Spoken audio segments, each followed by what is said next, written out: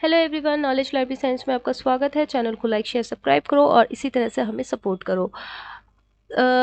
हम BLI का course कर रहे थे इग्नू का, जिसमें हम BLI 221 कर रहे थे, जिसमें हम यूनिट 3 तक पहुंच गए थे। अगर आपने अभी तक वीडियोस नहीं देखी है तो जल्दी से जाइए प्लेलिस्ट पे, आपको वहाँ पर सारी वीडियोस अवेलेबल मिलेगी।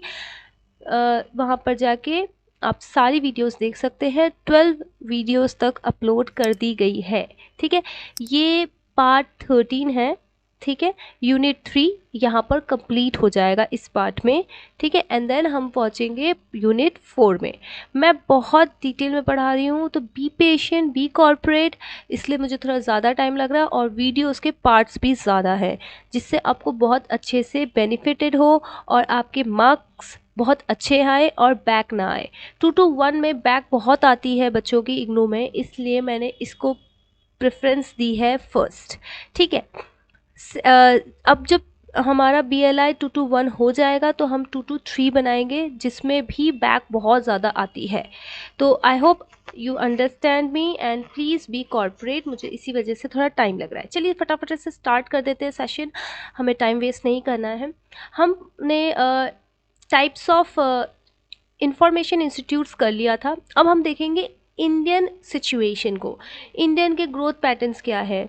तो हम जैसे जानते हैं इंडिपेंडेंस के बाद ही इंडिया ने ग्रो करना शुरू किया था। उससे पहले तो हम मतलब हम लोग अंडर द ब्रिटिश रूल थे। ठीक है, तो जैसे कि हम देख पा रहे हैं कि यहाँ पर साफ साफ लिखा हुआ है कि जो इंडिया है उसने डिज़ाइन प्लान करना शुरू किया था और थोड़े एफर्ट्स इनिशिएटिव लिए थे कुछ एफर्ट्स करने के लिए, सोशल डेवलपमेंट्स के लिए। उसने पॉलिसी मेकिंग स्टार्ट की थी। साइंस और टेक्नोलॉजी में भी उसने मतलब पॉलिसी को, मतलब जो डेवलपमेंट पॉलिसीज़ होती है या फिर कुछ भी करने के लिए विदाउट पॉलिसी विदाउट प्लान आप नहीं जा सकते हैं, तो उसके लिए एक बोल सकते हैं इनिशिएटिव, एक स्टेप लिया गया था। ठीक है, in the process of variety of institution have spoke up in the every sphere of the activity in the country. ठीक है, जैसे कि हम पढ़ रहे हैं कि हर एक फेस में, चाहे वो इकोनॉमिक ग्रोथ हो या science and technology, her face में एक स्टेप लिया गया था। Right, scientific research received increasing patronage from the government, development of infrastructure facility necessary for the organizing appropriate and effective information system and services received governmental support.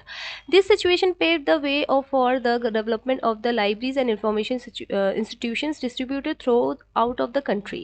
In a way, in the growth pattern, we can observe the influence of the third uh, three era framework, though not with all its characteristics.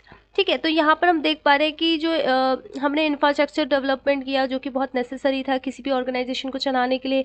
Information system और service को लेने के लिए, receive करने के लिए, अगर government भी चाहती है कि उसको मिले तो उसके लिए भी उसको एक इंफ्रास्ट्रक्चर तो चाहिए।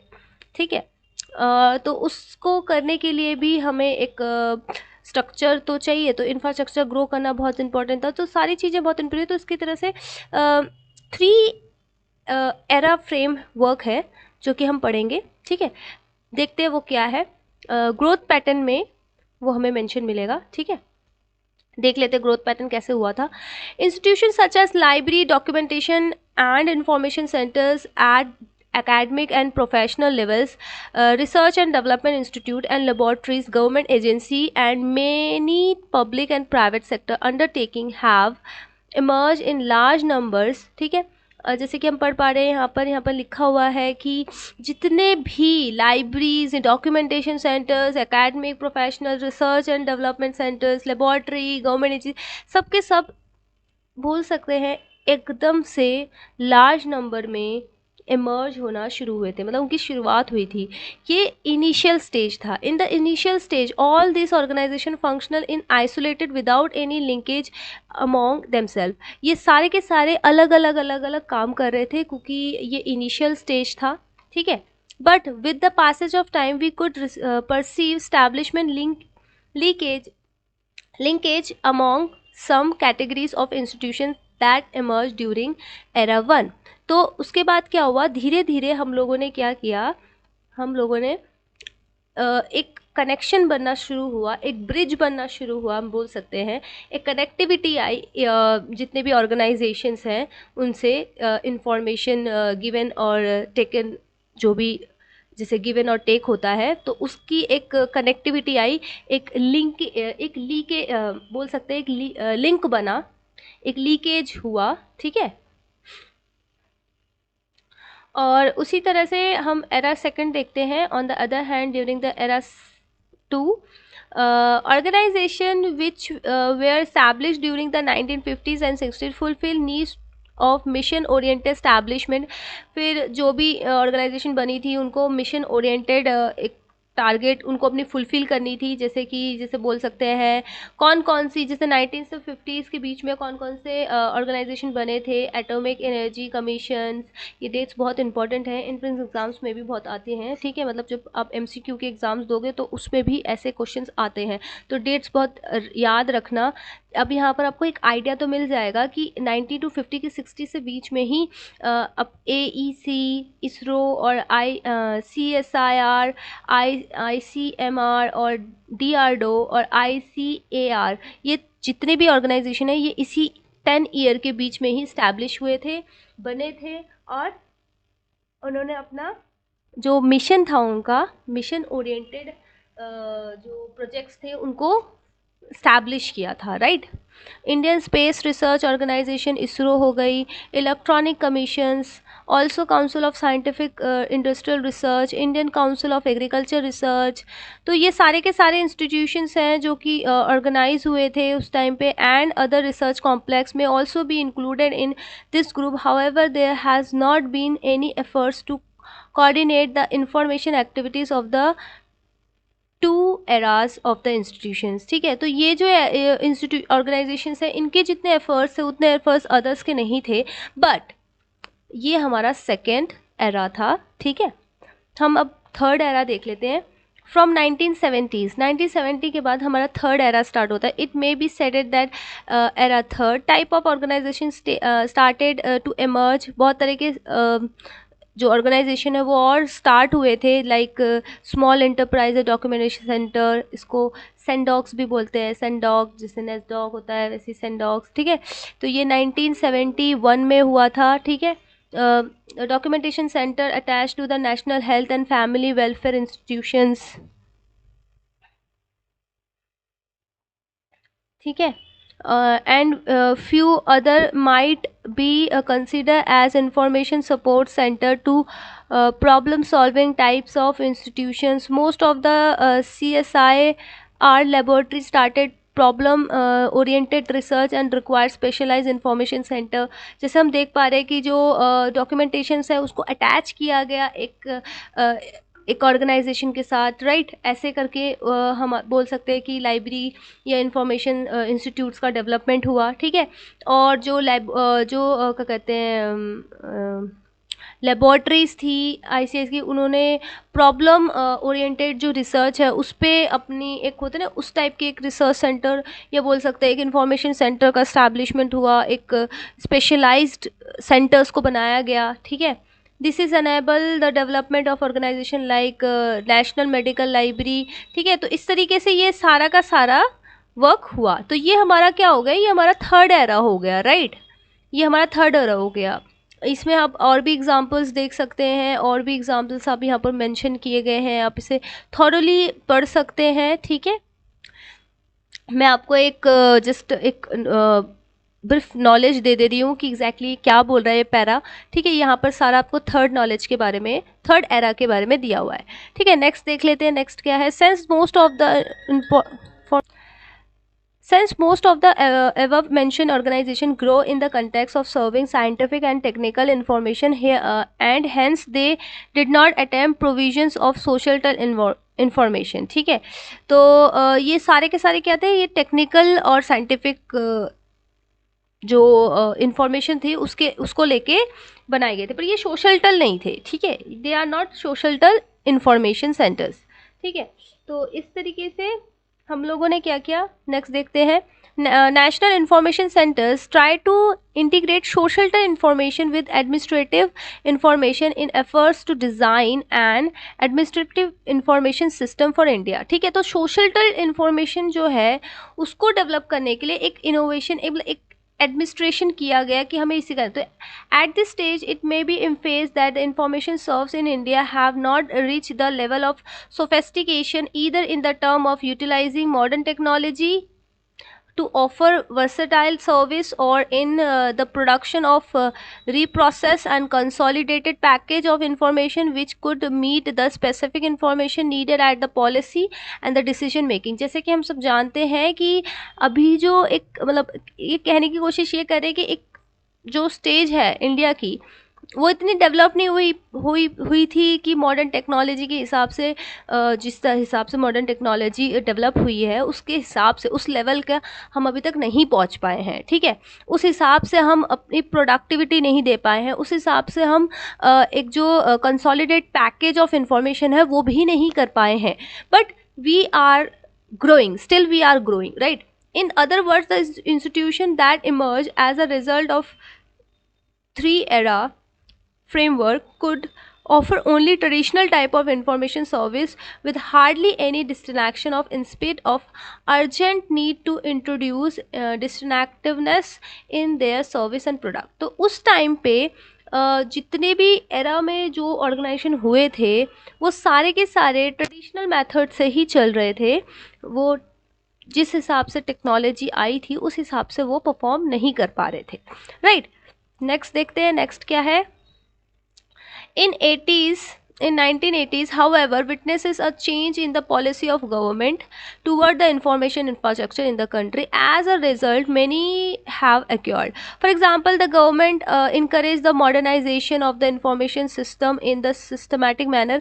जैसे कि हम जानते हैं एक पॉलिसी चेंज हुई थी 1980s में और एक क्या कहते हैं मॉडर्नाइजेशन को अडॉप्ट करने के लिए गवर्नमेंट ने अपनी तरफ से इंकरेजमेंट किया था कि सिस्टमेटिक ढंग से इसको अडॉप्ट किया जाए जिससे कि एक ग्रो पैटर्न बने और हम आज की रिक्वायरमेंट के हिसाब से according to requirement of the today's और लेटेस्ट टेक्नोलॉजी जो भी रिक्वायरमेंट है उसके हिसाब से हम कैपेबल होके उस नीड को फुलफिल कर पाए, right.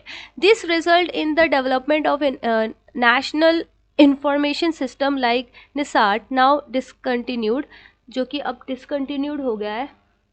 Anyways and BTIS etc coordination of these national information system and sharing national information resource using modern communication technology became an important step in the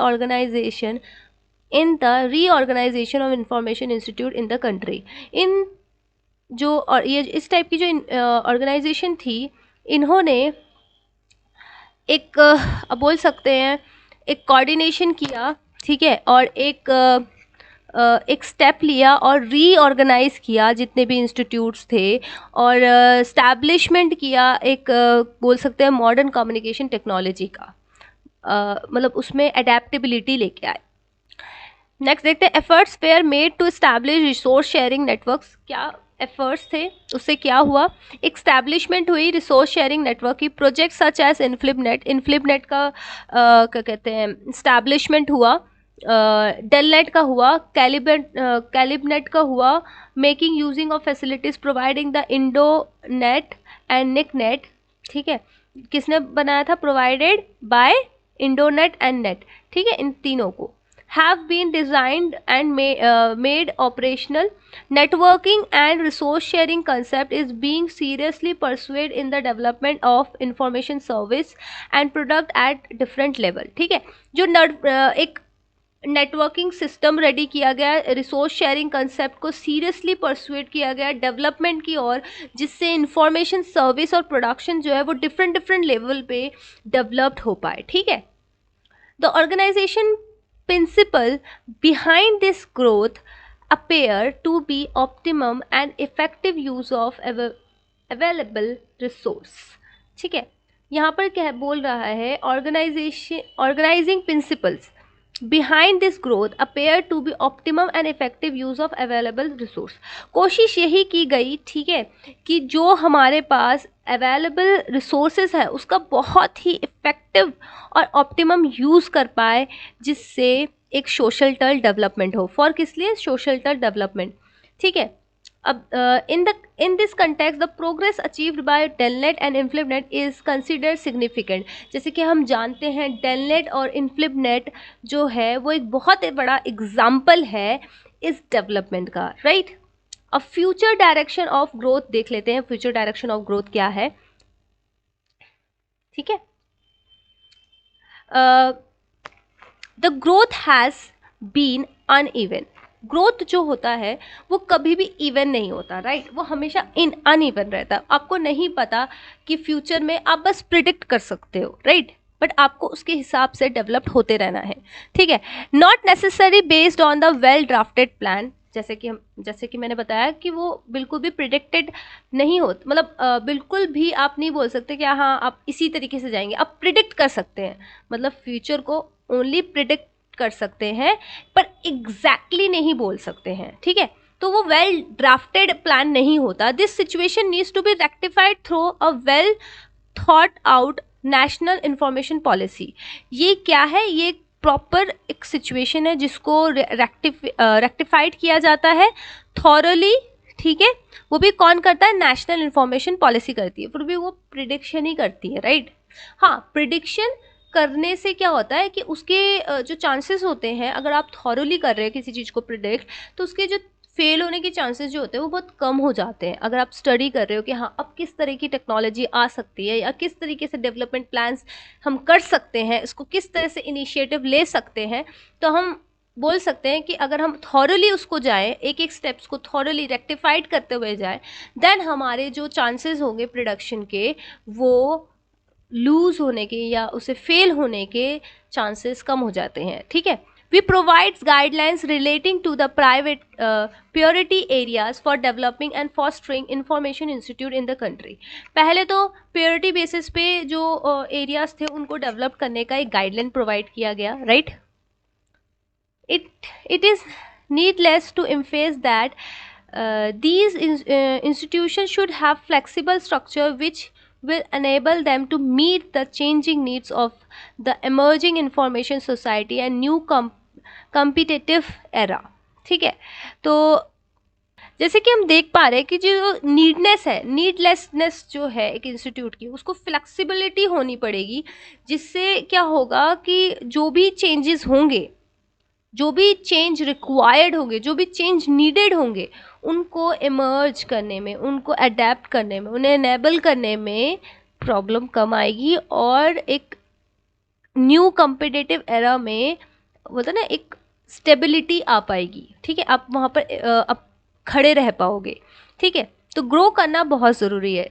सिर्फ ये एक स्ट्रक्चर की बात नहीं है, एक इंडिविजुअल भी, एक पर्सन भी, अब हम देखें तो हम ऑल द टाइम ग्रो ही कर रहे होते हैं टिल द डेथ, राइट। हम हमेशा कुछ ना कुछ सीख रहे होते हैं अपने स्टडी से, अपने एक्सपीरियंस से, अपने खुद के विजडम से, राइट। हम कुछ ना कुछ ऑलवेज लर्न करते रहते हैं। तो ग्रो करना एक पार्ट है डेवलपमेंट का, ठीक है। किसी चीज़, मतलब आपको आगे बढ़ना है तो आपको ग्रो करना पड़ेगा, right। It may be mentioned that the strategies and approach for institution building vary from the country to country in according with its own environment, requirement and priorities and level of the existing institutions। In fact, the perspective mentioned earlier is meant to serve precisely this purpose। Information institutions buildings is a complex process। It involves men, material, machinery and men, which should be managed for obtaining optimum result of the component essential in institutional building. Manpower is considered to be the most complex and difficult component. जैसे कि इस para में बताया गया है कि जो एक बिल्डिंग है वो डिपेंड करती है कंट्री टू कंट्री और उसके एनवायरनमेंट के ऊपर। मतलब जैसे कि इंडिया जो मोस्ट ऑफ द टाइम क्या है, हमारे यहाँ पर समर्स ज़्यादा होते हैं, राइट। समर्स के जो मंथ्स हैं वो ज़्यादा है, ठीक है। तो उसके अकॉर्डिंग जो स्ट्रक्चर होता है बिल्डिंग का वो उसके अकॉर्डिंग लिया जाता है, ठीक है। और ये एक हो गया एनवायरनमेंट का, एक हो गया। दूसरा जो स्ट्रक्चर हो वो स्ट्रक्चर कैसे इफ़ेक्टिवली इस्तेमाल कर सके। मतलब जो इंफॉर्मेशन इंस्टीट्यूशन है उसको इतने इफ़ेक्टिवली उसे यूज़ कर पाए, ठीक है। उस तरीके से उस बिल्डिंग को स्ट्रक्चर करना पड़ता है। और एक बिल्डिंग को स्ट्रक्चर करने के लिए किस किस चीज़ की ज़रूरत पड़ती है? मैन की, मटेरियल की, मशीनरी की, मनी की ज़रूरत पड़ती है, जिससे कि बहुत अच्छा रिजल्ट आए, ठीक है। नेक्स्ट देखते हैं, human resource that operates the institutions are primarily responsible for the success or failure associated with them. It is human resource that provides leadership's technical skills, managerial control, evaluation of performance of any institutions. Such manpower need to be built up systematically. Many factors need to be considered in manpower building. Human resource जो है वो बोल सकते हैं primary source बोल सकते हैं किसी भी इंस्टीट्यूशन का सक्सेस होने का और फेल होने का, ठीक है। अगर ह्यूमन रिसोर्स उसकी लीडरशिप अगर अच्छी नहीं होगी तो देन कोई भी परफॉर्मेंस अच्छी नहीं होगी। उसकी लीडरशिप, उसकी टेक्निकल स्किल्स, उसकी managerial control, evaluation of performance of any institutions depends on the human resource, ठीक है। Such man power needs to be build up systematically. ऐसे जो मैन पावर्स होते हैं इनको बहुत ही सिस्टमैटिकली बिल्ड करना चाहिए, ठीक है। Many factors needed to be consider in man power building. इसमें बहुत सारे फैक्टर्स हैं जिसको हमें मतलब बोल सकते हैं माइंड में रख के इसको इनिशिएट करना चाहिए, ठीक है। नेक्स्ट देखते हैं, नेक्स्ट क्या है। The main objective should be build a crowd of information scientists and technologists with diverse specialization and skills operating with cohesion to organize and offer high quality information service, ठीक है। तो यहाँ पर basically यही होगा, जो मेन ऑब्जेक्टिव होता है वो इंफॉर्मेशन साइंटिस्ट और technology specialist skills operating cohesive and organize offer highly quality of service। Basically high quality information service जो है ऑफर करना वही मेन बोल सकते हैं एक मेन ऑब्जेक्टिव होता है, ठीक है। किसका? इंफॉर्मेशन साइंटिस्ट का, ठीक है। Consider of a national man power consortium for information professional would enable such a task, ठीक है। वो ये टास्क लेते हैं, ठीक है। कंसोर्शियम से क्या होता है, आप प्रोग्रेस कर सकते हो, आप बता सकते हो उन्हें, ठीक है, कि आपको किस तरीके से क्वालिटी इंफॉर्मेशन प्रोवाइड करनी है। The consortium should formulate the unified approach that would enable the formation of the sponsoring research project on manpower development studies। मतलब मैन पावर की जो डेवलपमेंट स्टडीज़ है वो कैसे उस प्रोजेक्ट को कैसे स्पॉन्सर और फॉर्म करेगी वो ये देखती है कंसोर्शियम, ठीक है। It's such measures are taken well in time the manpower need of the newly established information could be take care। The consortia should be representative body comprising members from information institute, applied manpower research institutes and professional associate। The national knowledge commission may also be approached for its advice on the matter।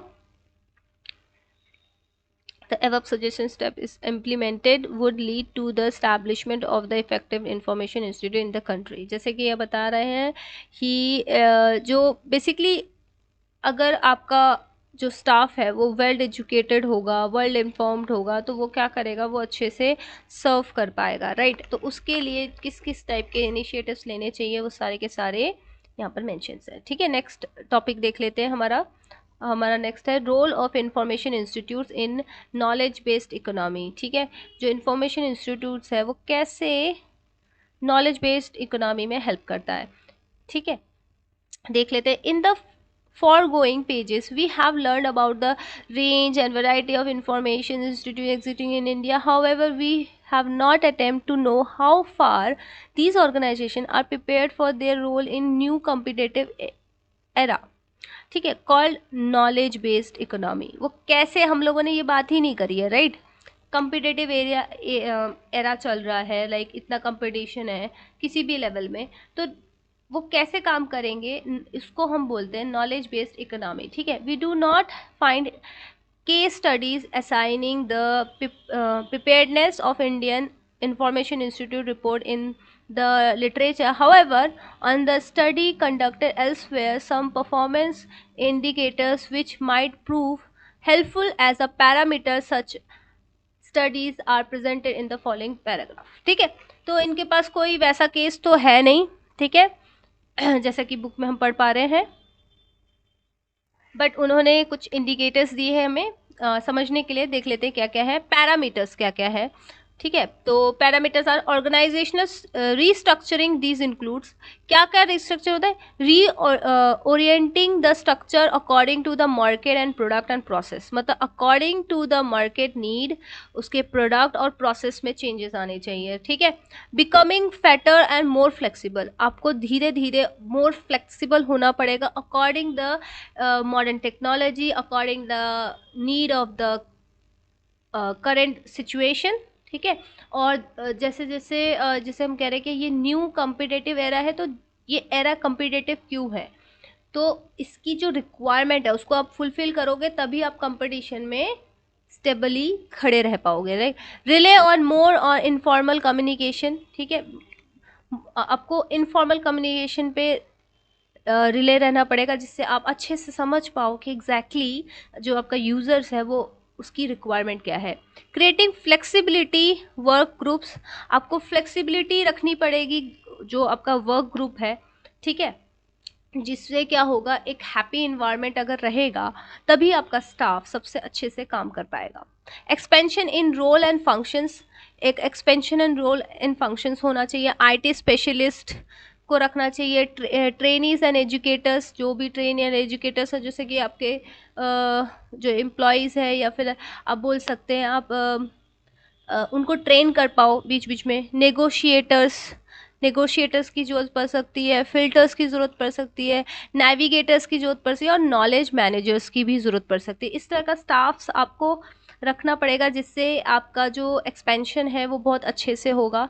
New initiative in product and service, हमेशा एक new initiative लेके आना पड़ेगा। Development and innovative in intranet. ठीक है, intranet पे आपको एक इन्वॉल्वमेंट होना पड़ेगा, उस पर डेवलपमेंट भी करनी पड़ेगी, राइट। मतलब ऐसे सर्विसेज जो इंट्रानेट पे आप दे सको। ठीक है, customization and development of database, एक कस्टमाइजेशन होनी चाहिए और डेवलपमेंट होनी चाहिए डेटाबेस में। ठीक है, design of websites and web page and interface, आपको डिज़ाइन करना पड़ेगा वेब पेजेस और अप टू डेट रखना पड़ेगा, टाइम टू टाइम अपने वेबसाइट्स को भी डेवलप रखना पड़ेगा। Introduction of push technology based service. ठीक है, पुश टेक्नोलॉजी बेस्ड सर्विसेज को आपको लेना पड़ेगा। ठीक है, creating and launching of knowledge products. ठीक है, ये सारे पॉइंट्स अगर आप याद रख लोगे तो आपके एग्जाम्स के लिए बहुत अच्छा होगा और आपके मार्क्स बहुत ही अच्छे आएंगे, right. Strategy, alliance and networking, enhancing internal communication, strengthening networking, building new partnerships and expanding external relations. ठीक है, ये हो गया। और effective user liaison mechanism। ठीक है, liaison मतलब जो उनका फ्री टाइम होता है उसको कैसे हम यूज़ कर सकते हैं, उन्हें कैसे और इंगेज कर सकते हैं स्टडी से या फिर लाइब्रेरी को यूज़ करने से। तो रीडिफाइनिंग यूज़र ग्रुप, उनको रीडिफाइन करो। ठीक है, उनको ग्रुप मतलब आपको एनालाइज करना है कैसे आप रीडिफाइन करोगे किसी यूज़र ग्रुप को। ठीक है, user consultation and defining information need. ठीक है, उनकी कंसल्टेशन करो, उनको समझो, उनकी रिक्वायरमेंट को समझना, ठीक है। रीफोकसिंग ऑफ न्यूज़ लेटर्स, ठीक है, रीफोकसिंग करने न्यूज़ लेटर्स जो है उसमें चेंजेस करो, उसमें डेवलपमेंट्स करो। Initiative brief and online delivery of hot news, ठीक है। creative use of outsource of operations, procurement of information material, processing operation and services, automated delivery of documents and portrait, ठीक है। तो इस तरीके से हमने समझा कि किस तरीके से नॉलेज बेस्ड इकोनॉमी के लिए इंफॉर्मेशन इंस्टीट्यूट कैसे काम कर सकती है, ठीक है। तो इस तरीके से हमारा यूनिट 3 फिनिश होता है, ठीक है। और हम बहुत जल्दी क्या स्टार्ट करेंगे, यूनिट 4 स्टार्ट करेंगे। यूनिट 4 है हमारा, हम देख लेते हैं यूनिट 4 में हमारा चैप्टर क्या है, तो हम नेक्स्ट उस पर हम उसी को स्टार्ट करेंगे। तो हमारा यूनिट 4 जो है वो है लॉज ऑफ लाइब्रेरी साइंस। तो हम यहाँ पर लॉज ऑफ लाइब्रेरी साइंस के बारे में डिटेल्ड में पढ़ेंगे, ठीक है, एक एक टॉपिक को पढ़ेंगे, ठीक है। और बहुत जल्दी मैं वीडियो लेके आऊँगी। बी पेशेंट, इसी तरह से B patient and B corporate, ठीक है। अगर आप थोड़ा सा धैर्य रखेंगे तो मैं वीडियोस जल्दी जल्दी लेके आऊँगी। मैं बहुत डिटेल में पढ़ा रही हूँ इसलिए थोड़ा टाइम लग रहा है, तो please understand and please like share subscribe our YouTube channel. इसी तरह से अपना प्यार और सपोर्ट हमें देते रहिए, जिससे हमें मोटिवेशन मिले कि हम अच्छी अच्छी वीडियोस आपके लिए बना के लेके आए, ठीक है। Thank you so much.